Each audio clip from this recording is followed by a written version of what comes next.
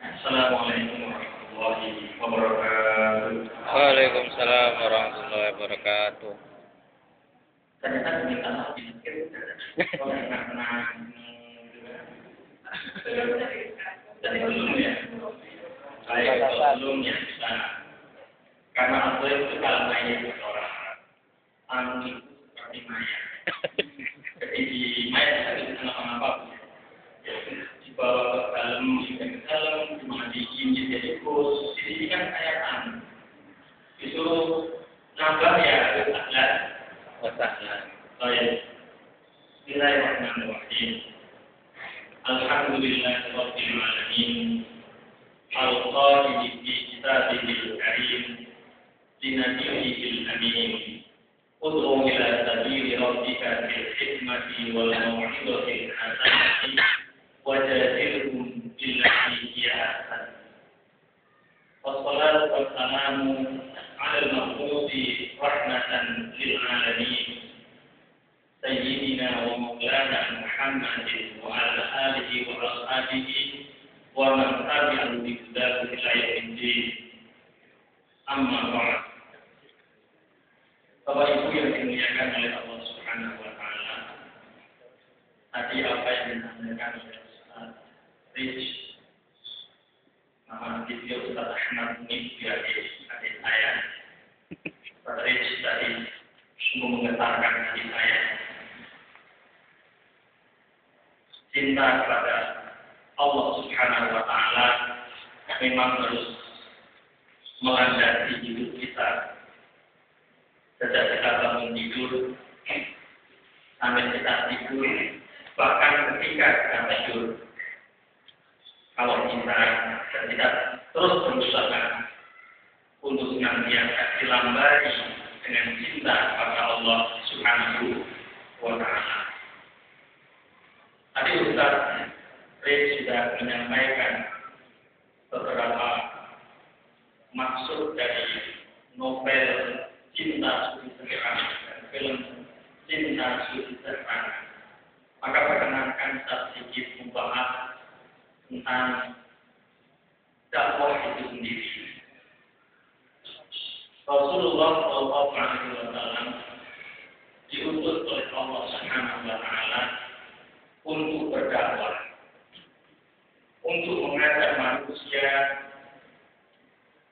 meyakini, mengimani la ilaha illallah. Dakwah yang dibawa oleh Rasulullah SAW itu adalah sama dengan dakwah yang dibawa oleh para nabi terdahulu. Sejak Nabi Adam sampai Nabi Rasulullah SAW, yaitu mengajak manusia untuk la ilaha illallah, tidak ada Tuhan selain Allah. Cara untuk menyampaikan dakwah, Allah Subhanahu wa taala telah menjelaskan di dalam Al-Qur'an. Jelas sekali. Ud'u ila sabili rabbika bil hikmati wal mau'izatil hasanati wajadilhum billati hiya ahsan. Ud'u ila sabili rabbika adalah jalan Tuhanmu. Bil hikmati dengan hikmah. Maksudnya hikmah. Apakah yang dimaksud dengan hikmah itu?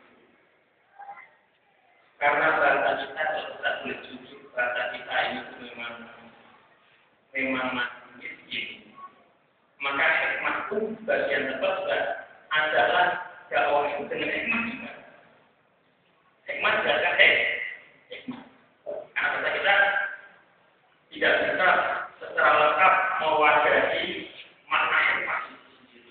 Ada yang kemudian menjelaskan hikmah dengan bijaksana. Baiklah kita sedikit melihat makna hikmah supaya kita lebih mengetahui tentang hikmah itu, sehingga kita menyampaikan Islam ini yang bisa dengan indah, dengan bahasa yang mudah diterima. Beberapa ulama menjelaskan bahwa hikmah itu memiliki beberapa arti. Ada ulama yang mengatakan hikmah ayat di mana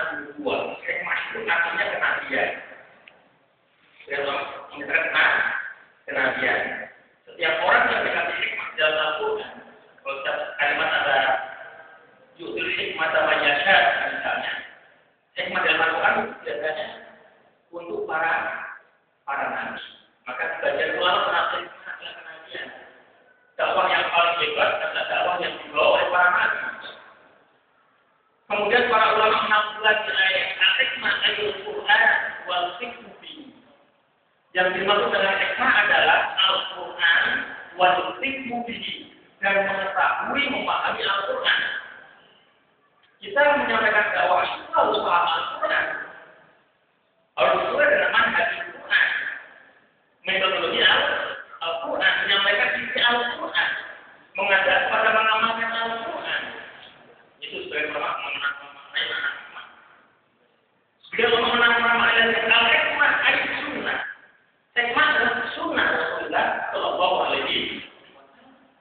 Cara yang terbaik untuk berdakwah mengikuti sunnahnya Rasulullah Shallallahu Alaihi Wasallam dan mengajak sunnahnya Rasulullah Shallallahu Alaihi Wasallam. Sebagian ulama menjelaskan hikmah adalah khasyatullah. Hikmah itu untuk ila sabili rabbika bil hikmah adalah darurat dengan hikmah. Ayat bil khasyatullah dengan takut kepada Allah.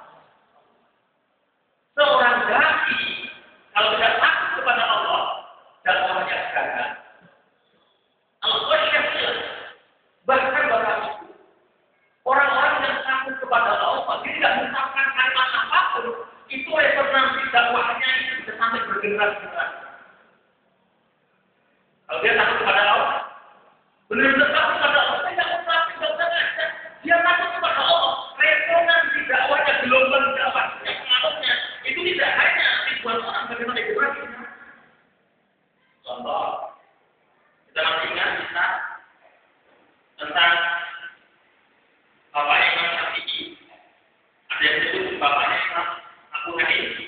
Ada yang makan buah apel. Sungai yang itu lautan dan kelaparan, dia makan apel, biasanya cahaya siapa? Dicarilah apa yang pemilik apel itu pun apel itu. Mereka itu kepada Allah, sama dia. Kalau kita tidak ingin ada, ini apa? Ketemu, intinya pada pemilik pun dia mengatakan ini hal apel itu yang dia makan tidak sengaja di sungai itu. Aku bilang tidak dihalalkan oleh aku bekerja di ladang ini sekian tahun demi halalnya itu demi apa untuk supaya makan yang masuk dalam perut yang sama dia baik kerja dan dibayar bayarnya cuma setahun sekian tahun ditambah lagi sekian tahun terakhir sudah genap semuanya tidak. Aku mau menghalalkan dari pun itu kalau kamu menikah anakku yang buta, lumpuh, berdarah, tuli, bayarnya itu Pak. Tapi demi untuk halalnya gimana lagi ya? Karena dia takut kepada Allah, pasien dia takut kepada Allah. Akhirnya dia kemudian ternyata setelah menikahkan dengan maharnya itu pertama katanya kayak di sana, kok ada wanita di situ. Jadi yang ada yang takut itu sudah makan mati. Karena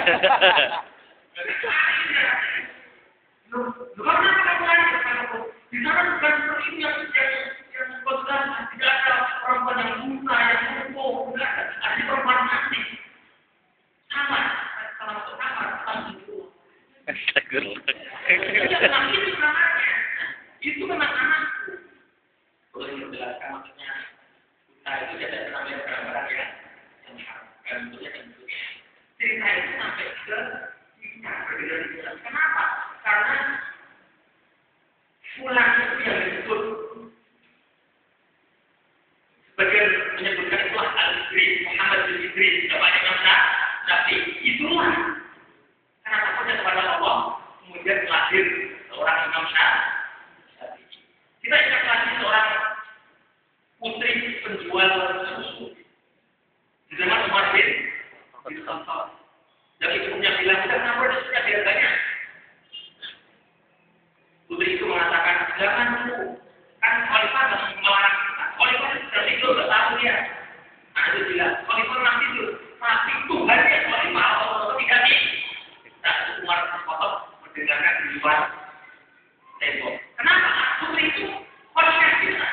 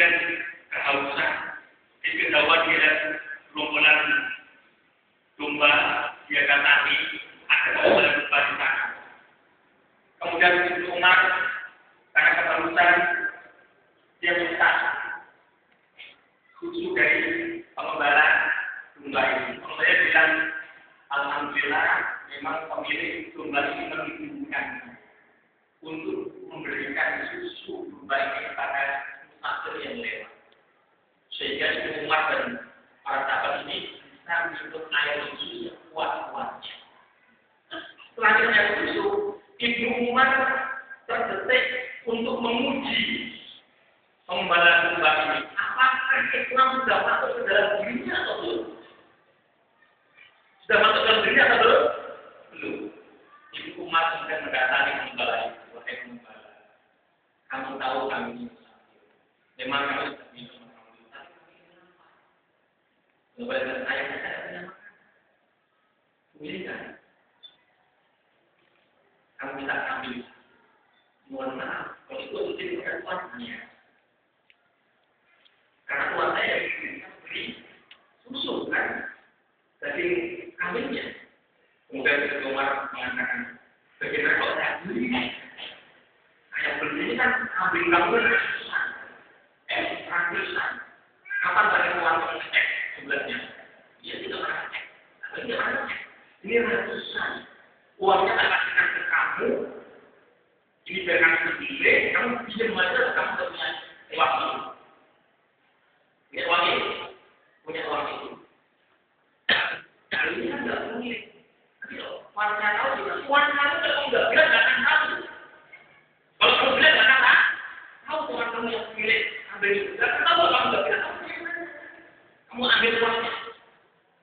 Kemudian dia mengatakan, iya, uang saya tidak. Walakin, aina Allah. Di mana Allah? Kamu kira Allah tidak? Allah itu mana? Aina Allah. Kalimat aina Allah diucapkan oleh orang yang memiliki masyarakat. Atau kepada Allah. Kalimat aina Allah, di mana Allah? Kamu ambil Allah tidak ada. Allah itu ada. Allah Maha melihat. Diucapkan kepada pengembala kambing ini, Mbak. Pak, itu sudah dakwah yang luar biasa, yang resonansinya, gelombangnya sampai sekarang itu masih diingat, saudara. Karena takut kepada Allah.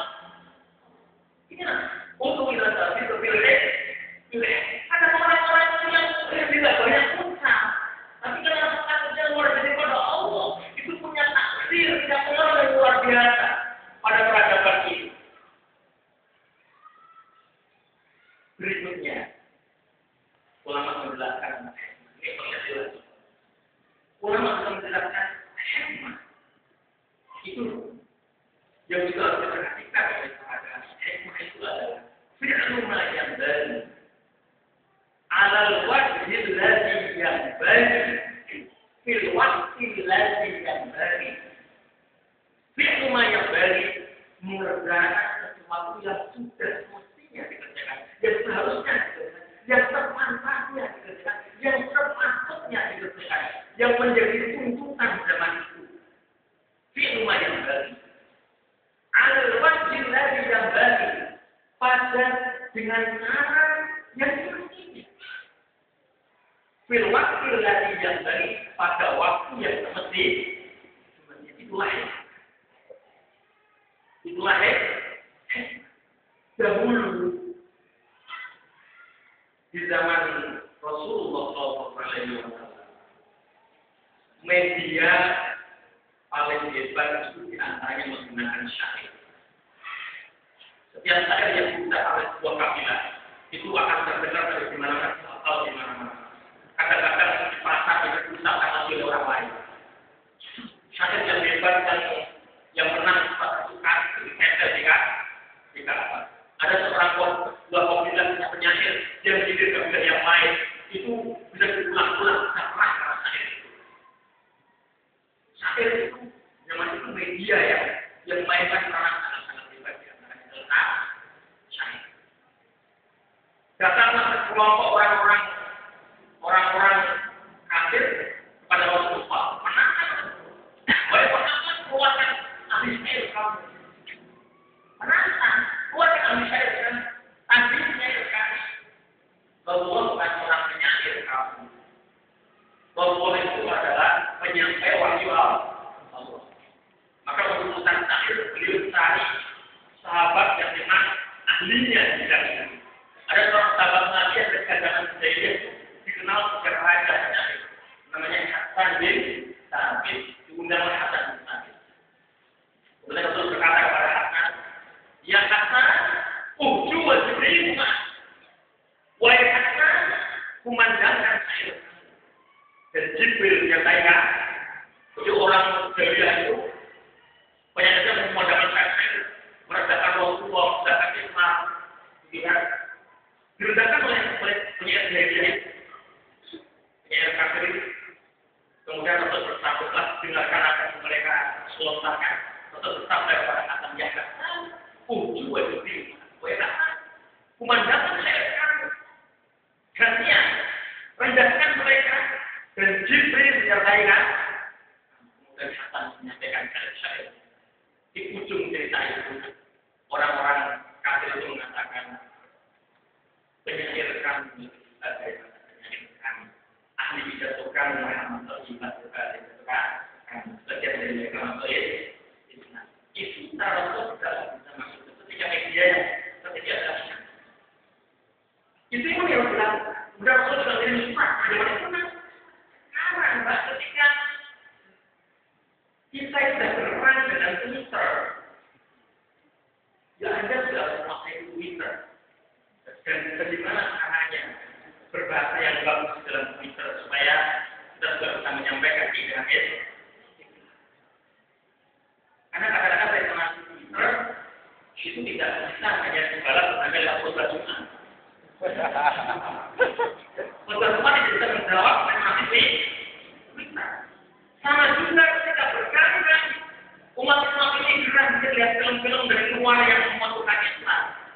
Kok hanya Anda balas dengan nulis buletin dari marah-marah? Itu benar-benar tidak ikhlas. Tidak rumah yang dari alamat yang dari waktu latihan tadi. Maksudnya kemudian wal mau'idatu bil hasanah wal hasanah sekarang itu hasanah.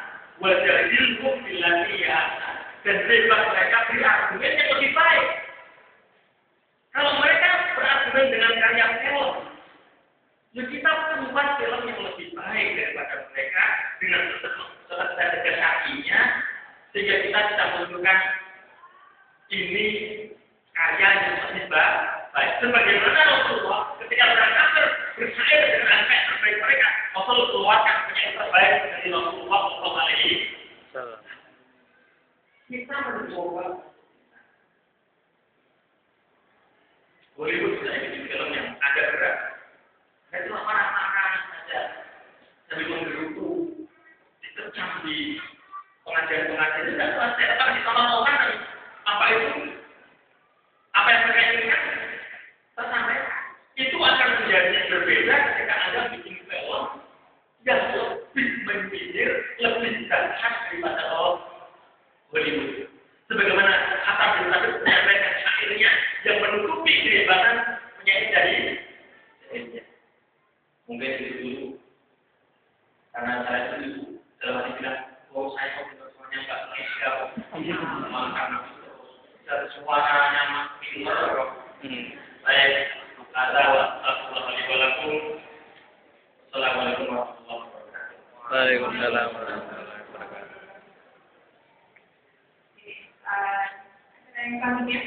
Kasih dulu